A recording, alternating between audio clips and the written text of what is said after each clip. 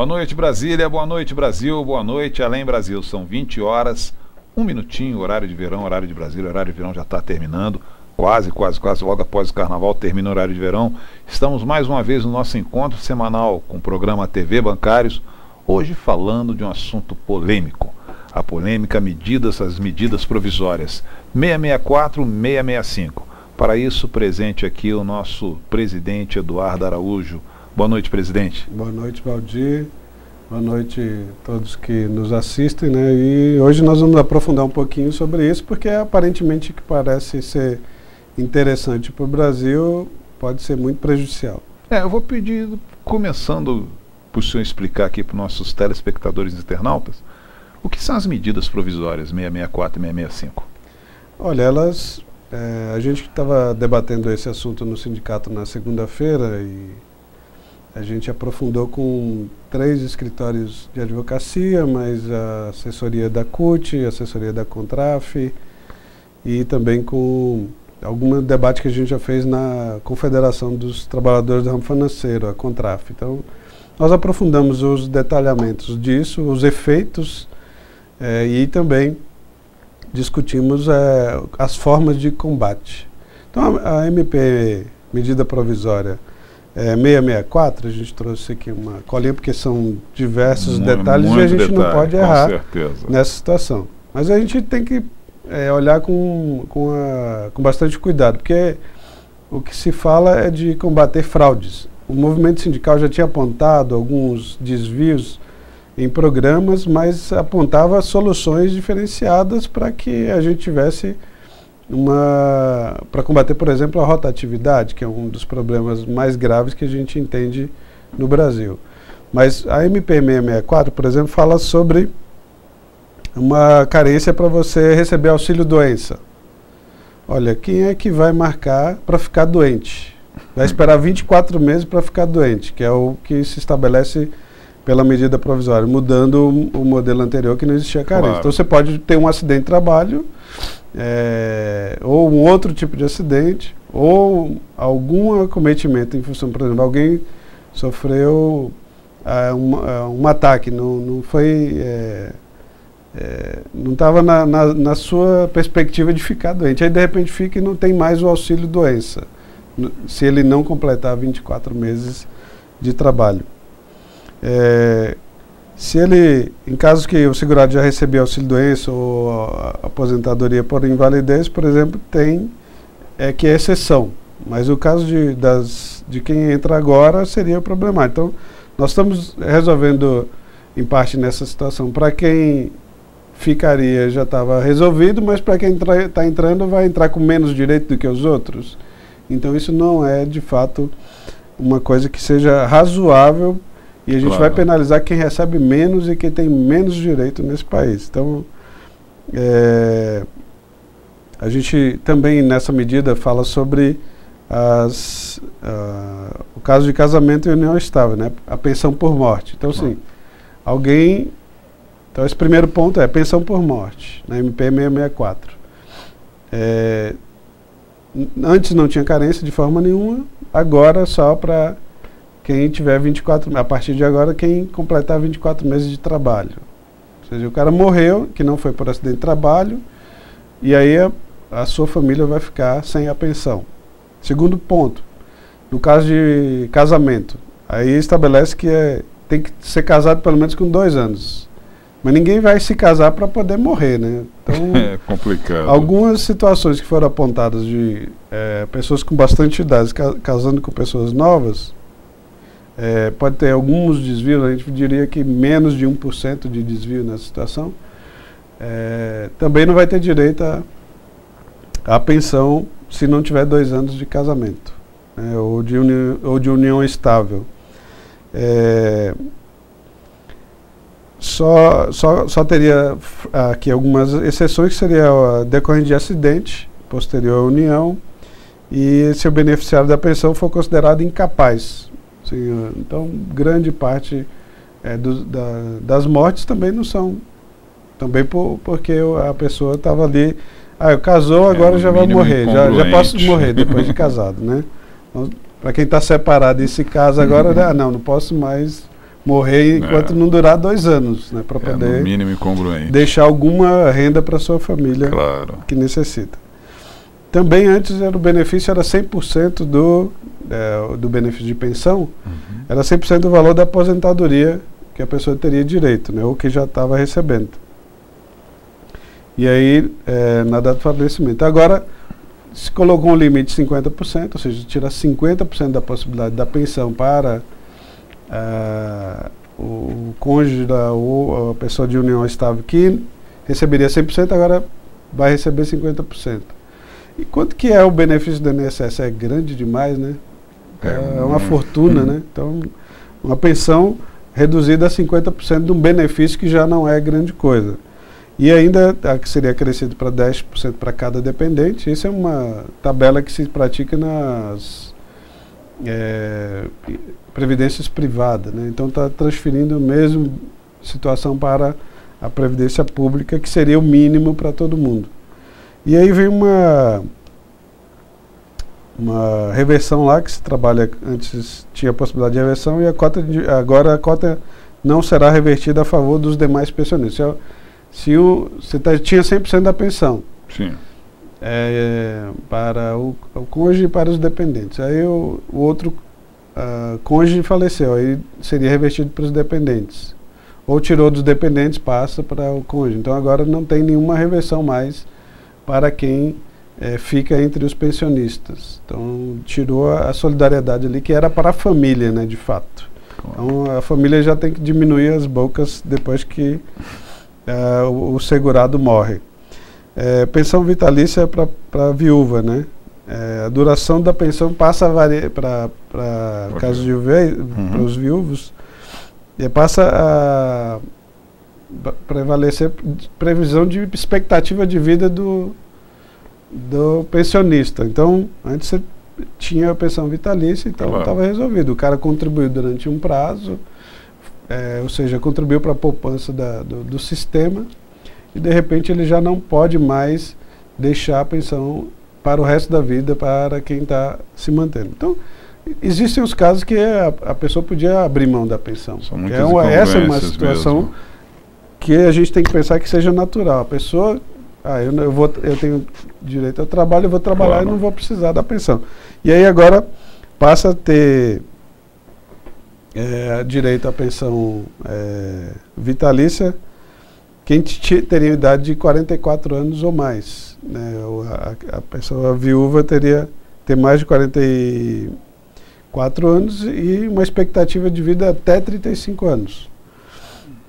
Quem tem uma idade de 21 ou menos, né, e uma expectativa de vida de até 55 anos, a pensão passa a valer só durante 3 anos. Quais são as condições dessa pessoa? Ela realmente teria condições de ir para o mercado de trabalho?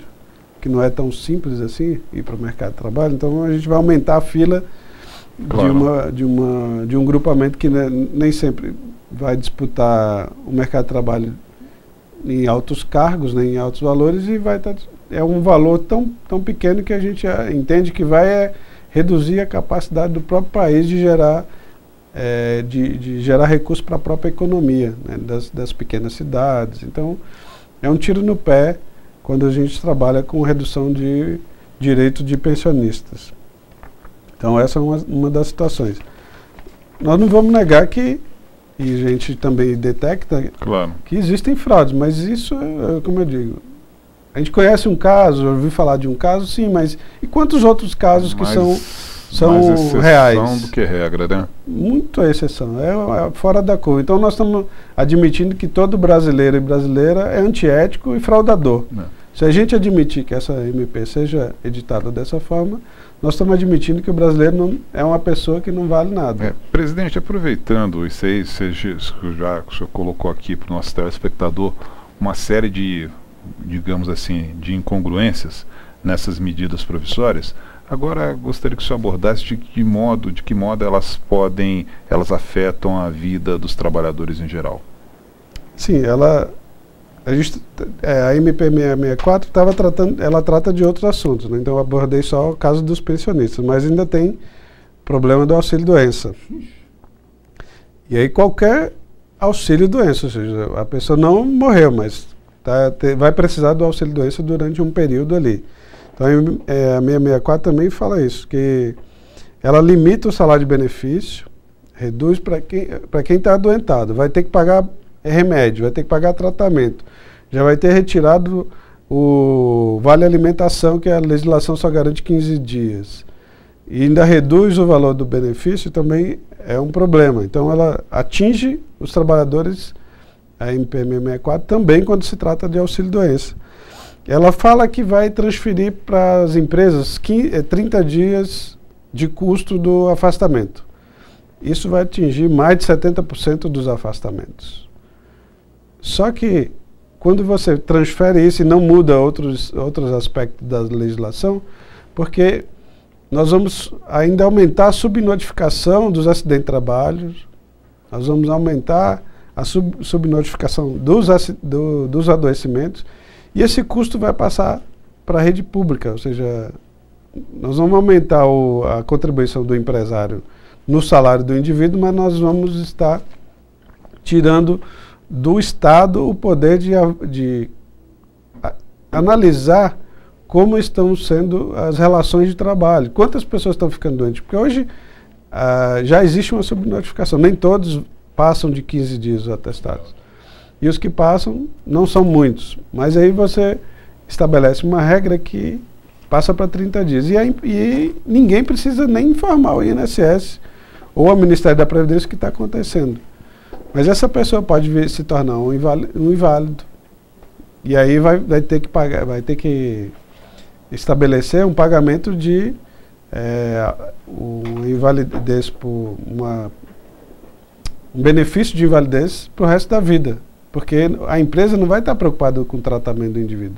Vai estar preocupada com ele venha o mais rápido para trabalhar. E vai fazer pressão nesse sentido. Então nós temos que ficar de olho também nessa questão do auxílio-doença. Da questão das perícias médicas, vamos dizer assim, que isso já é um crime como é dado hoje, mas se terceirizar e passar a responsabilidade para os empresários, isso não tem nem previsão legal de acontecer isso, nem sendo editado pela medida provisória. Então a gente entende que isso é mais uma possibilidade de fraudar os próprios trabalhadores. No contexto geral, a MP fala também do seguro-desemprego, né? Essa MP fala também do seguro-desemprego, que passaria a ter determinados limites. Só que uma boa parte da população trabalha em empregos que não duram 6 meses. Elas trabalham, vamos pegar final de ano, elas vão lá, trabalham um período. Alguns empregos temporários. Aí fala, não vamos pagar mais abono para esse sujeito que não trabalhou nem 6 meses, que é um salário só. O cara já não tem emprego, você ainda tira mais a possibilidade de um salário mínimo só durante o ano para quem não tem emprego. Então isso realmente, assim, a gente analisando todas as medidas, todas vão atacar as pessoas mais frágeis da sociedade, as pessoas mais vulneráveis na relação de trabalho. No caso dos bancários, isso aqui do auxílio-doença atinge todos os bancários, independente do salário. Reduz o salário de benefício, isso aí atinge todos, mas no caso dos bancários, ela vai, inclusive, reduzir uma conquista que a gente tem na convenção coletiva. E na questão do seguro-desemprego, então, reduz o número de parcelas, diminui a possibilidade das pessoas que estão mais vulneráveis a receber. Aí eu falo assim, o governo vai economizar com isso. Olha, nós temos contas de que existem outros situações que o governo poderia atacar. O companheiro Jaci Afonso ontem publicou no Brasil 247 uma nota falando sobre a reforma tributária, ou se não quer fazer a reforma toda, pode fatiar a reforma e tributar quem de fato tem renda. E proporcionalidade à renda, e não reduzir direitos de quem já tem com muita dificuldade. Então, do ponto de vista de prejuízos, são incalculáveis aqui. Nós podemos fazer uma planilha, o Diese fez alguns cálculos, mas eles não são muitos prejuízos, então. Muito assertivos, porque nós não temos todos os dados necessários para fazer cálculo, né? O Ministério da Previdência tem, com certeza. Então, é uma das questões que a gente até tem que ter mais dados, mais certeza dos prejuízos que vão ser causados, porque se a gente não modificar isso na negociação, no enfrentamento, numa medida judicial a gente vai ter que sensibilizar os juízes de forma muito mais séria, porque os dados do governo vão se contrapor e não vão discutir um problema social tão grave, mas para quem for atingido vai ser muito grave. Presidente, e como o movimento sindical, em especial o Sindicato dos Bancários, recebeu a notícia, o anúncio dessas medidas, e o que o sindicato está fazendo para isso? Bom, nós fizemos então todas essas análises jurídicas, temos alguns cálculos, algumas avaliações do quanto de prejuízo nós teremos. Decidimos anteontem, fazer um jornal para esclarecer de fato os trabalhadores sobre isso, né? E é um assunto que é transversal, ele trata de direitos sociais, claro. Se a gente aprofundar, trata de direitos humanos, que dá para caracterizar isso, trata de problemas políticos e de problemas econômicos, mas só que não dá para colocar uma parcela mais vulnerável para pagar essa conta. E tendo prejuízo também para os bancários. Então nós já avaliamos isso, vamos esclarecer os bancários para que eles também se juntem, né, a questão das centrais sindicais e do próprio sindicato, fazendo esse debate, porque fica muito fácil colocar a culpa em algumas pessoas que fraudam o sistema para poder fazer essas mudanças. Um outro caso que a MP 665 trata, que é do seguro-desemprego. Olha, por que nós estamos tratando de seguro-desemprego? Nós estamos tratando do efeito e não da causa. A causa é a possibilidade muito fácil de demissão no país, né? Então, algumas empresas públicas ainda querem demitir, ter a liberdade de demitir sem motivo nenhum. Então, esse tipo de legislação que permite, né, a demissão sem justificativas econômicas, ou realmente dizer, olha, essa pessoa não presta para trabalhar aqui por isso, né, justificando de fato, claro. Isso é que gera um problema do seguro-desemprego. E não há ainda uma regulamentação, por exemplo. Eu não vou lembrar aqui o artigo correto, não sei se é o 237, mas que fala da possibilidade de tributar as empresas que mais demitem. Então, se tem uma empresa que tem alta rotatividade, ela tem que pagar mais caro para o Estado para poder manter o seguro-desemprego. Então, não dá para você transferir essa despesa para o trabalhador. Até porque esse tipo de empresa onera o benefício do seguro-desemprego. Exato. Ela tira do sistema de todos que contribuem para poder se manter na possibilidade de estar trocando de trabalhadores de tempo em tempo. Então, o nosso problema no seguro-desemprego é a rotatividade, não é o benefício das pessoas. Então nós estamos atacando um efeito, não a causa. Ok, são 20 horas, 20 minutos, horário de verão, horário de Brasília. Você pode também participar desse programa. Mande a sua contribuição, a sua pergunta aqui para o e-mail do sindicato que está no site. Nós vamos fazer um breve intervalo comercial. Voltaremos no segundo bloco com a continuidade desse assunto polêmico, que são as medidas provisórias. 664 e 665 com o presidente do Sindicato dos Bancários do DF, Eduardo Araújo, respondendo ao vivo para você. Segue TV Bancários. Para participar é muito fácil. Basta acessar o site do Sindicato dos Bancários e clicar no ícone do programa. Na página de exibição, você irá encontrar o Linha Direta. Coloque o seu nome e a sua dúvida. Se achar necessário, coloque também o seu e-mail. Participe e ajude a fortalecer as lutas da categoria no programa TV Bancários.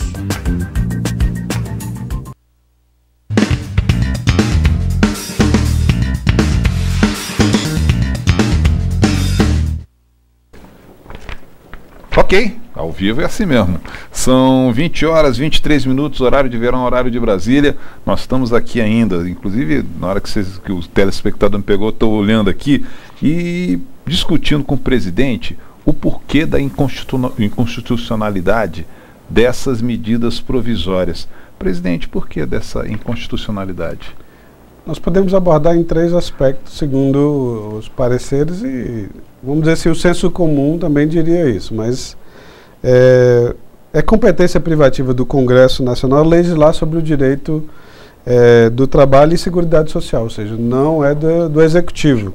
Então, artigo 22, inciso 1 e 23 da Constituição. Também, a gente não vê nesses aspectos aqui, porque elas colocam uma situação posterior e não para trás, não atinge quem está, mas é falta de urgência e relevância, que é um dos pré-requisitos para que haja edição de medida provisória, que é o artigo 62. E a impossibilidade de alterar a matéria previdenciária via medida provisória, que é o artigo 246 da Constituição. Então, considerando esses 3 fundamentos, ela é inconstitucional. Só que quem julga a inconstitucionalidade é o Supremo. Então, teria que fazer uma ADI e a gente está com um tempo adequado para fazer essa medida. Ou seja, vamos buscar que a própria Congresso toma posse agora nesse final de semana, também se manifeste, né, um novo Congresso, que a gente tem representantes eleitos dos trabalhadores lá, são menos do que tinha na próxima legislatura anterior. Né, os brasileiros fizeram escolhas que reduziram, inclusive, a bancada sindical no Congresso, mas nós temos ainda bravos e resistentes homens e mulheres lá que vão atuar para que isso não passe no Congresso Nacional, mas ainda há um tempo para a gente discutir. Porém, a gente analisou também algumas ações de inconstitucionalidade movidas contra medidas provisórias anteriores, e nem todas elas tiveram o sucesso que nós imaginávamos. Então a gente tem que tomar cuidado para não deixar uma coisa passar que não seja adequada, e aí a gente considera que o tribunal, o STF, tem julgamentos políticos. E como ele considera que existe o legislativo, que deveria fazer a sua parte, não, em tese, engaveta projetos durante 12 anos, né? E aí o governo faz medidas provisórias para poder fazer com que o próprio Congresso Nacional se movimente.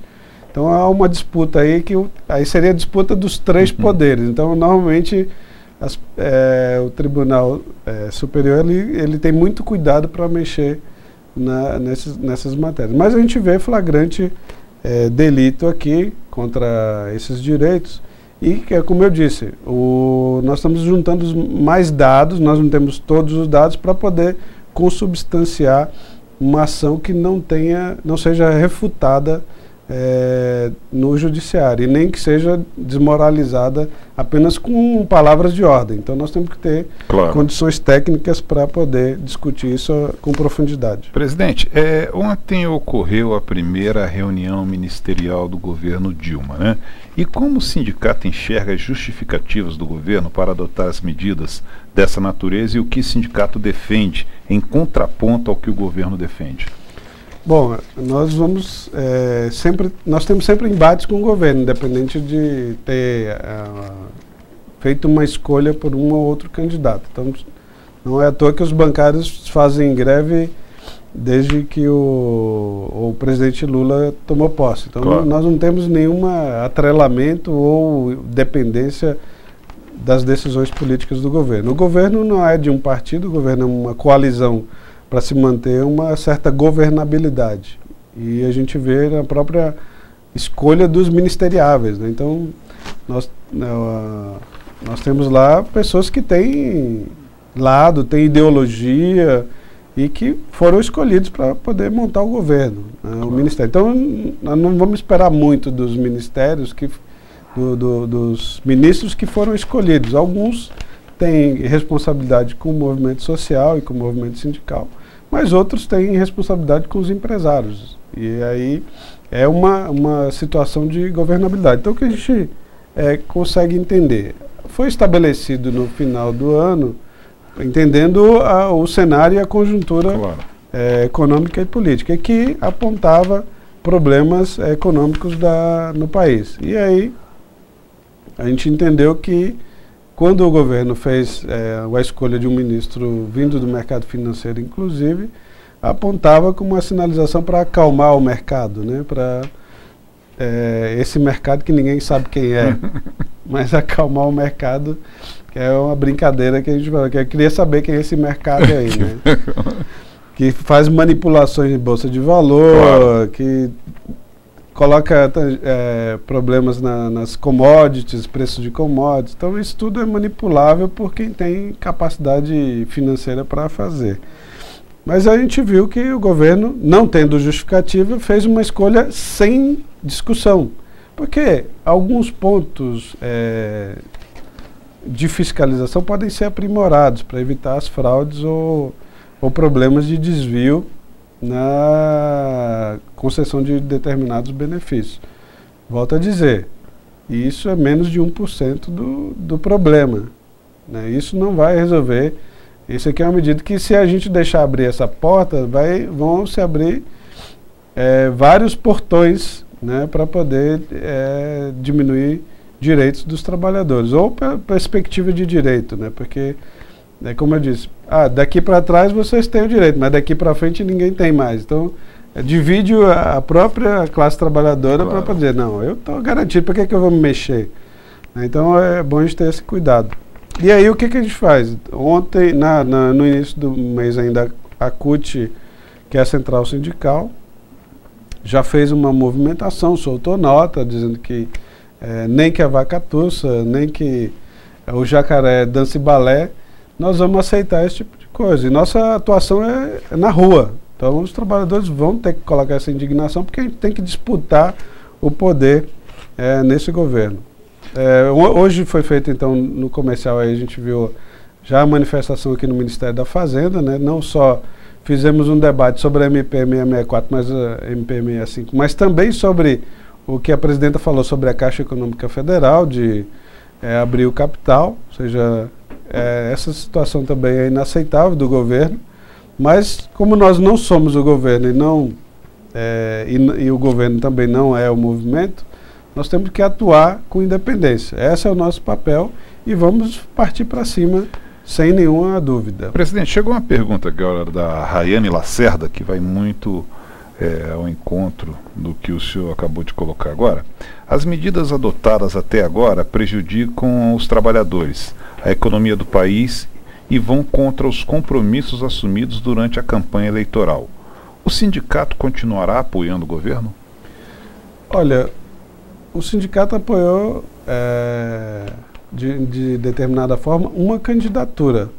Isso não quer dizer que o sindicato apoia o governo. Eu volto a dizer,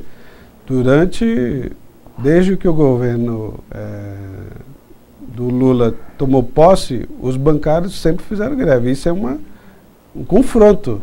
Isso não é apoio. Então nós não temos nenhuma dúvida de que lado nós vamos ficar. Nós não temos nenhuma dúvida do que nós vamos fazer. E esse sindicato sempre atua dessa forma, e nós não vamos deixar de fazer. E agora, sobre uma série de problemas ainda que podem surgir durante esse primeiro ano de governo, nós temos que estar atentos. Só que não adianta a direção do sindicato, de repente, apontar, vamos fazer isso, e a própria base não entender e não acompanhar, achando que nós estamos aqui fazendo jogo de cena. Quando nós apontarmos um caminho, pode ter certeza, nós já fizemos todas as análises, já discutimos com todos os atores possíveis e é para ir para o enfrentamento, ou seja, não é para titubear. Independente do governo, do partido, nós vamos atuar enquanto sindicalistas. Ok, presidente. São 20h33, horário de verão, horário de Brasília. Nós estamos chegando ao finalzinho do nosso programa. Eu gostaria que o senhor passasse aqui para a câmera 1 as suas considerações finais sobre esse tema tão polêmico, as medidas provisórias 664 e 665. Sim, no debate a gente falava, né, o ano não terminou, né, o ano de 2014 não terminou, porque isso foi feito ao final do ano de 2014, né, com os efeitos para março desse ano. Então, enquanto o Congresso Nacional não toma posse, porque ainda há um jogo político para a formação da presidência da Câmara e do Senado, que pode ter efeito sobre as votações. E junto com a Central Única dos Trabalhadores, com a Confederação Nacional dos Trabalhadores do Ramo Financeiro e a FETEC Centro-Norte, nós não vamos deixar de estabelecer nenhum esforço, nenhuma trincheira, seja no Judiciário, seja no Parlamento, para poder contrapor o governo. Porque isso, como você estava comentando comigo, pode nos parecer e transparecer para a população um estelionato eleitoral. E como nós entendemos que há uma disputa de poder, né, entre capital e trabalho, e parece uma coisa tão antiquada falar, né, disputa entre capital e trabalho, mas os capitalistas não dormem, né, eles transferem o dinheiro 24 horas por dia no mundo inteiro. Então nós também não podemos cochilar diante das necessidades de manter os nossos direitos, e nós não vamos ficar na defensiva não, discutindo, nós queremos proteger esses direitos. Pode ser um bode, e aí nós temos que trabalhar para avançar nas nossas conquistas. Nós temos que propor pautas que tragam mais direitos e mais benefícios para os trabalhadores. Ok, presidente, hoje quarta-feira, dia 28 de janeiro, praticamente o primeiro mês já está indo para o ralo. Os informes de quarta, quinta, sexta, o que temos aí? Bom, ontem nós tivemos o aniversário da Cacique, nós fizemos aqui 2 programas, né, discutimos aí alguns efeitos sobre... Miriam Fock, né? A Miriam Fock e o William Mendes vieram aqui como diretores eleitos da Cacique, ontem é aniversário, e a gente teve reunião hoje do Conselho Deliberativo, ainda não sabemos os resultados. Assim que nós soubermos, vamos divulgar no site do sindicato, para que todos os trabalhadores tenham conhecimento, os do Banco do Brasil, evidentemente, né, e seus familiares que têm acesso ao plano de saúde. Hoje teve negociação com a Caixa Econômica sobre um programa de promoção, e nós já vimos e já repudiamos, de certa forma, na mesa o comparativo que foi trazido pelos representantes da Caixa, fazendo comparações com o Bradesco.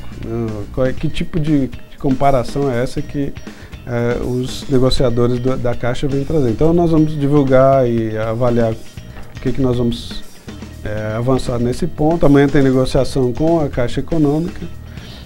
Amanhã, no dia 29, nós temos ainda na sede do sindicato o encontro animado dos aposentados, né, já estão sendo convidados por telefone, também por e-mail e pelas associações de aposentados aqui no Distrito Federal. Então, comemora no dia 24 a data do aposentado, e como eles estiveram mantendo essas empresas e deixarem um legado para a gente não pode esquecer dos aposentados, e amanhã faremos uma atividade com eles na sede do sindicato. Eu pela manhã estarei no Rio de Janeiro numa discussão sobre a Comissão da Verdade, para demonstrar o que nós apuramos aqui no Sindicato dos Bancários de Brasília. Os bancários foram atingidos também pela ditadura. Pela manhã estarei lá, e à noite a gente vai estar com os aposentados aqui. E na sexta-feira nós temos um encontro aqui da Federação dos Trabalhadores das Empresas de Crédito na Centro-Norte. Sede do sindicato? Na sede do sindicato, que é há 25 anos da fundação dessa federação, né, que congrega aqui o Sindicato de Brasília até os sindicatos da Centro-Oeste e do Norte do país, né, que são de bancários aí. Então a gente vai ter atividade com esses sindicatos aqui em Brasília em comemoração. E no dia 31, no sábado, convidamos aí os bancários. Falar de uma coisa boa, né? Sócios do sindicato que compareçam, né, no Sovaco da Asa. É um bloco tradicional, Sovaco da Asa. Bloco de rua, né, tradicional, sem nenhum envolvimento com o Estado, né, e a gente vai estar com o espaço lá. De que forma o sindicato está apoiando esse bloco? É um bloco que tem tradição pernambucana, né, então mais voltado para aquela linha de músicas e de tradição cultural. Então a gente vai estar apoiando com os espaços lá que a gente está. Pela manhã vai ter oficinas com crianças, né? Tá. De instrumentos, de tipo de música. Certo. Então, pela manhã, a gente pode levar as crianças para poder participar dessas oficinas. Então a gente está apoiando essas oficinas, e à tarde a gente vai estar acompanhando também com uma tenda do sindicato, né? Com um espaço para que eles possam adquirir a bebida, o alimento ali com um preço mais barato, né? São muitas pessoas e a gente vai ter um espaço reservado. E à noite vai ter a ressaca do sovaco, né? Interessante. O rescaldo lá que vai ser no parque da cidade, e aí já é pago, esse é um espaço mais reservado e a gente vai ter algumas cortesias. Como a bancária pode fazer para participar então do sovaco da asa aqui? Nós estamos divulgando no site, então já podem retirar a camiseta no sindicato e também aqueles que forem participar da ressaca pegar a cortesia. É isso aí, tá todo mundo convidado, não é só notícia ruim que nós apresentamos nesse programa de hoje. O sindicato está ligado, o sindicato está aí para defender vocês. Eu agradeço muito a presença do nosso presidente Eduardo Araújo, presidente do Sindicato dos Bancários DF. Agradeço a presença e a companhia sempre da assessoria aí do Eduardo Araújo, do Sindicato dos Bancários, na pessoa do Renato, representando a imprensa, da nossa equipe técnica, o Diego lá fora, o Davidson aqui dentro, mas agradeço principalmente a você que participou, acompanhando conosco nesses 45 minutos de mais um programa TV Bancários. Lembrando que na próxima semana nós temos um novo encontro marcado, na segunda-feira, às 19h30. Qualquer modificação nesse dia e nesse horário será comunicado previamente no site. Um ótimo restante de semana. Segue TV Bancários.